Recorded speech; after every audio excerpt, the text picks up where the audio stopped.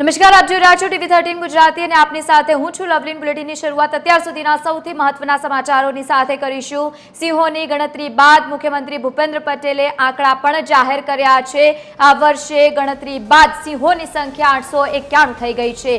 અગાઉ વર્ષ 2020માં સિંહોની સંખ્યા 674 હતી, એટલે કે આ વખતે 5 વર્ષમાં સિંહોની સંખ્યા 217 વધી ગઈ છે। 2025ની ગણતરી પ્રમાણે સિંહોની સંખ્યા જોઈએ તો નર 196 અને માદા 330, તો સાથે જ પાછડા 140 અને બચ્ચા 225, એમ કુલ મળીને 891 સિંહોની સંખ્યા થઈ ગઈ છે।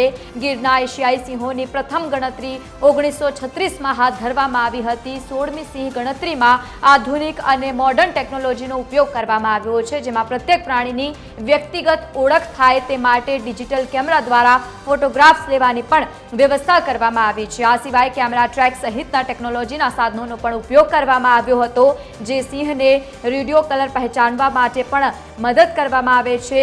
કોલર પહેરાવવામાં આવેલા છે અને તેમાં ગ્રુપનું લોકેશન મેળવવા માટે રેડિયો કોલર મદદરૂપ બને છે।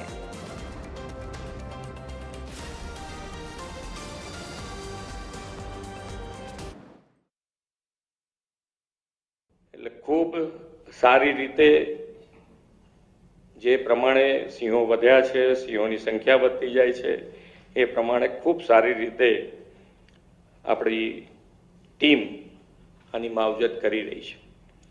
ગુજરાતમાં સિંહની વસ્તી ગણતરી તો દાયકાઓથી થતી આવી છે।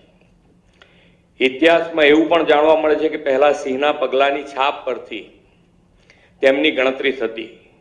ગુજરાતની અલગ રાજ્ય તરીકેની સ્થાપના પછી વન્ય વિભાગે પહેલીવાર 1963માં સિંહની વસ્તી ગણતરી હાથ ધરી હતી। એમાં સિંહના પગલાની છાપ અને કલર માર્કિંગનો ઉપયોગ કરવામાં આવ્યો હતો। શ્રી નરેન્દ્રભાઈ મોદી તત્કાલીન મુખ્યમંત્રી તરીકેના કાર્યકાળમાં આ પરંપરાગત પદ્ધતિ બદલીને total count by direct sighting at block સિસ્ટમથી સિંહની ગણતરી શરૂ કરાવી હતી।